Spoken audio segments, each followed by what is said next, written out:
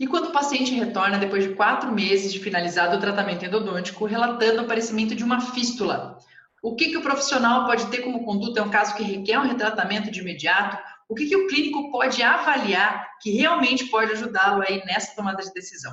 Para te ajudar aí com algumas ideias desse caminho, eu vou compartilhar um caso clínico aqui recebido para discussão. O caso é exatamente desse dente 25, que havia sido tratado há 4 meses e que o paciente, até pelo histórico do tratamento endodôntico recente, chegou relatando que havia aparecido essa fístula, essa bolinha de pus, e relacionando essa fístula ao dente que havia sido tratado então há pouco tempo.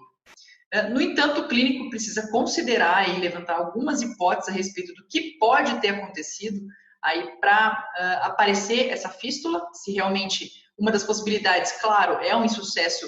endodôntico do dente 25, e só que existem outras possibilidades, porque ele tem dentes adjacentes e pode haver o envolvimento de alguma outra patologia não identificada nesse momento, nesse primeiro momento. É lógico que o dente 25, ele chama logo a atenção para a região cervical, onde existe um extravasamento de cimento, de material obturador, e que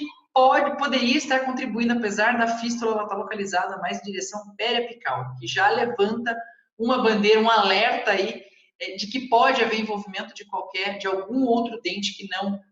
exatamente do dente tratado recentemente. Então, para ajudar nessa tomada de decisão, a gente pode seguir um caminho que é sempre um caminho muito seguro, que é realizar o rastreamento dessa fístula. Então, toda vez que existe uma fístula, a primeira coisa que o profissional deve pensar é exatamente em fazer o rastreamento, ou seja, colocar um cone de gutta-percha,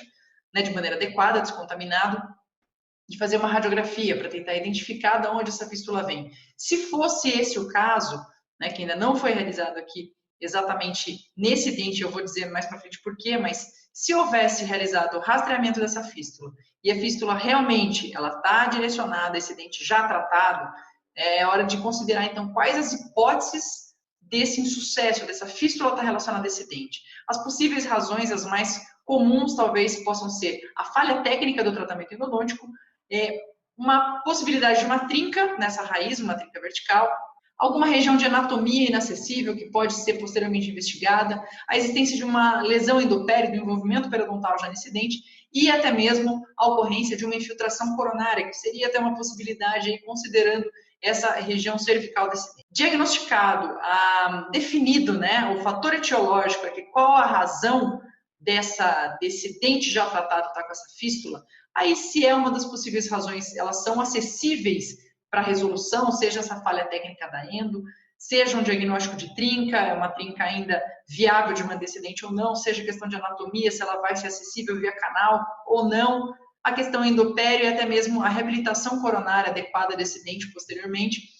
identificando então o fator etiológico e sendo possível, né, o acesso a esse fator etiológico, então é feita a opção aí pelo retratamento ou por um retratamento cirúrgico, que seria uma bisektomia, ou até mesmo para exodontia, no caso, especialmente de uma trinca com uma extensão já intraradicular que não permitisse mais a manutenção, a reabilitação desse dente.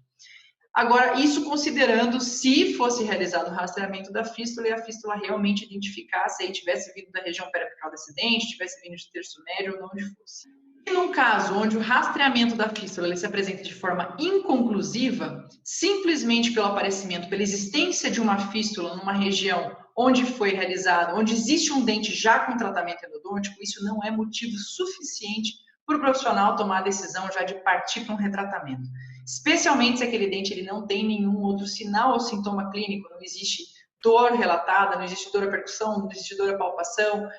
o único sinal seria a fístula. Então, nesse momento, sendo inconclusivo, o ideal é que o profissional ele parta para outras hipóteses, então, do insucesso do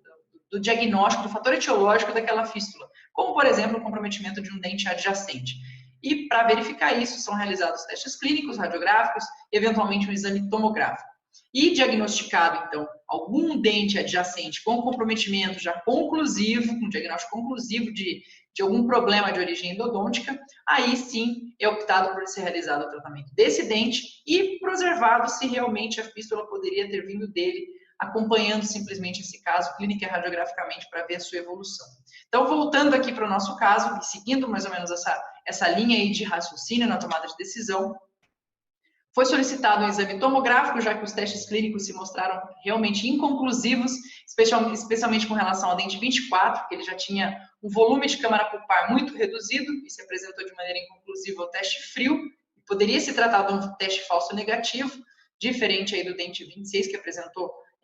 alguma resposta ao teste frio. Então, o dente 24, quando foi examinado na radiografia, no exame tomográfico, ele apresentava realmente a existência já de uma lesão periapical associada até aqui uma lesão lateral aqui em região de terço médio, que pode ser eventualmente algum canal lateral com um volume um pouco maior, levando até a ocorrência dessa lesão lateral nesse dente. Então, diante disso, diante desse diagnóstico conclusivo de um comprometimento endodôntico do dente 24, né, sendo uma necrose pulpar associada já a uma lesão periapical, aí sim a opção acaba sendo por tratar esse dente que com certeza tem um comprometimento de origem endodôntica e realizar a preservação para ver se aquela fístula ela realmente vai regredir ou ela vai permanecer. E simplesmente esse dente 25, que era o suspeito da origem dessa fístula no primeiro momento, ele foi deixado de lado. Claro que é um dente que ele pode ali na região cervical ser revista aquele selamento ali, com certeza ele deve ser revisto, mas que nesse momento não deve ter sido essa a origem de algum eventual insucesso do tratamento endodôntico do dente 25 e muito menos dele representar aí, dele ser a origem